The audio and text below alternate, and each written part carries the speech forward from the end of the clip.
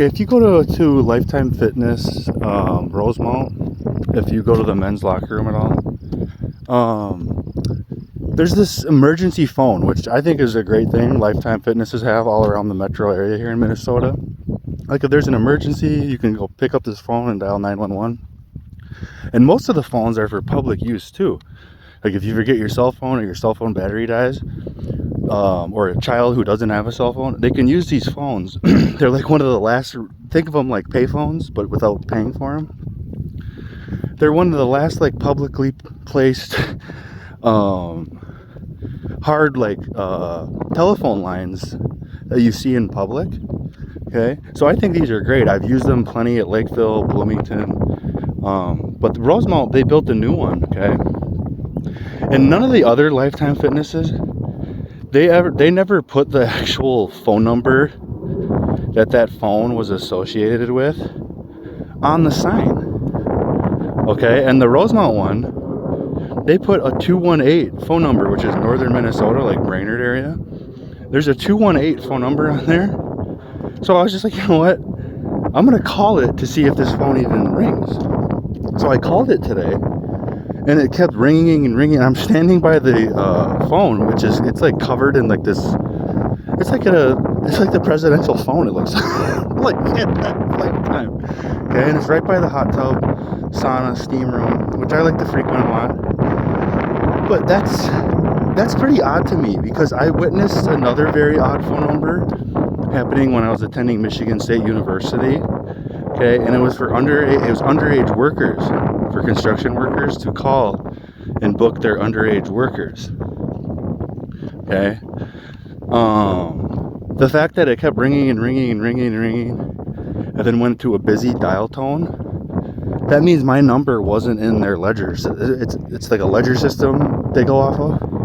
So if your number's in the ledger book, they would have, like, if you call that number, if you're on the in, you know what I mean? If you have an in, they would have answered, and they would have asked you which appointment, which location, okay, to schedule you for underage workers.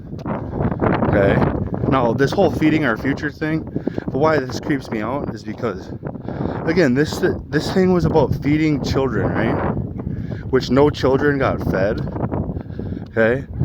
And so where did all this money end up that didn't go to like cars, houses, you know, luxury items for all these people involved with it?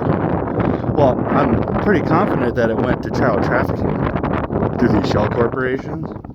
Okay, and that's why the Feeding Our Future case, it's such a big case, in my opinion, because it connects a lot of corruption, not just in Minnesota, but for example, if you go look at the court documents, law firms in Colorado who specialize in construction contracts.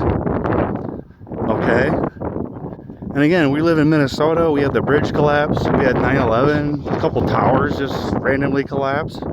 That's the construction industry. Okay, and construction workers, they travel a lot. Okay, horny dudes, they like to have their underage workers available for them. And that's my belief. So I think that's why the Feeding Our Future case is such a big case to pay attention to. And I think Amy Bach just has not even scratched the surface about what really happened. Okay, it wasn't just financial. It was a lot more than just financial fraud, wire fraud, and all that stuff. It has to do with children. Like, for example, they're saying on the news, if you go read the news, that Feeding Our Future was shut down. No, it's not. Go on the Minnesota Secretary of State website. It's still an active business. They literally still, the law firm Legal for Good, who has children all over the front page of their website, they're operating it still. This law firm. So I don't understand why people believe, like, if you think that it is shut down, if the news is telling you that, if news reports are telling you, oh, their assets are frozen, it's shut down. No, none of their assets are frozen.